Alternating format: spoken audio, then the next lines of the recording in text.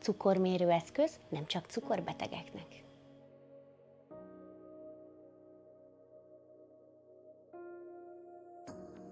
A cukorbetegség korunk egyik vezető népbetegsége, mégsem fordítunk kellő figyelmet a megelőzésére. Pedig az odáig vezető jelek eléggé egyértelműek, és kis odafigyeléssel, önellenőrzéssel és a kapott kép elemzésével megelőzhető lenne ennek a kialakulása.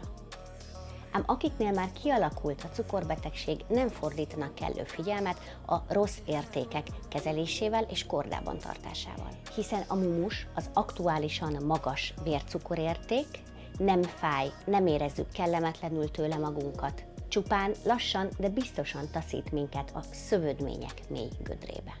Nem is gondolnánk, hogy a cukorértékeinkből mennyi minden kiolvasható. Meg tudjuk nézni, hogyan reagálunk egy-egy ételre, hogyan működünk éjszakánként, hogyan reagál szervezetünk a stresszre, hogy hat a szervezetünkre a mindennapi sport, vagy egy nagyobb fizikai megterhelés.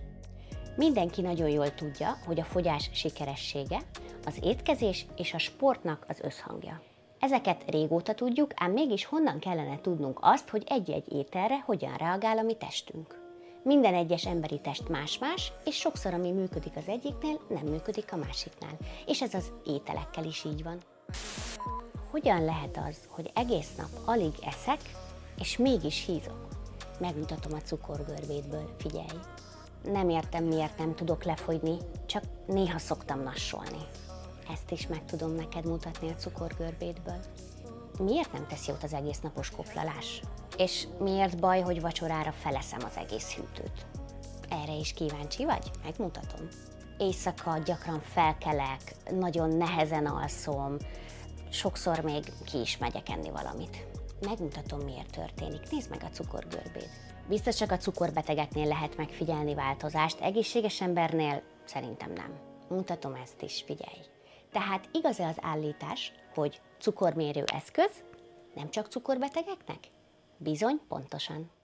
Hadd mutassam be nektek a Sibionics GS1-es CGM szenzort, ami választ fog adni minden kérdésünkre. Ez egy folyamatos glükóz monitorozó készülék, amely 14 napon keresztül adatot szolgáltat számunkra, napjában 5 percenkénti méréssel. Ez egy napban 288 mérési adatot eredményez. 288. Ez egészen elképesztő szám. Ennyi adattól már olyan hihetetlen mértékű rálátásunk lehet a szervezetünk működésére, ami egészen elképesztő. És mindezt 14 napon keresztül. Ez kincset érő adathalmaz. Ha megkapjuk ezt a rengeteg adatot, honnan tudjam, hogy amit látok, az most jó vagy rossz? Ne aggódjunk, hiszen a Sibionics magyar nyelvű applikációja segít nekünk értelmezni ezt a rengeteg információt. Ez mind szép és jó, de ilyen egyszerű nem lehet.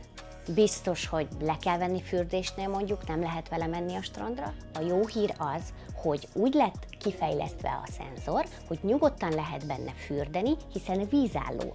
A felhelyezése pedig abszolút fájdalommentes, és a 14 nap alatt teljesen észrevehetetlen a viselése. Biztos, hogy ezt egyedül nem tudom felrakni magamnak. Honnan kerítsek rá szakembert? A Sibionics GS1-es CGM szenzor felhelyezése és beüzemelése abszolút önállóan történhet, nem igényel semmiféle szakmai segítséget.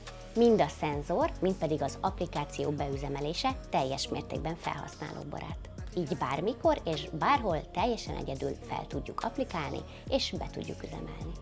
Megmutathatom a család többi tagjának is az értékeimet? A családi megosztás funkció lehetővé teszi, hogy családtagjainkkal vagy pedig barátainkkal megoszthassuk az éppen aktuális cukorértékeinket. Ehhez csupán a másik félnek is le kell töltenie a Sibionics applikációt, regisztrálni, és meg kell őt hívni, hogy engedélyt kapjon arra, hogy láthassa az értékeinket.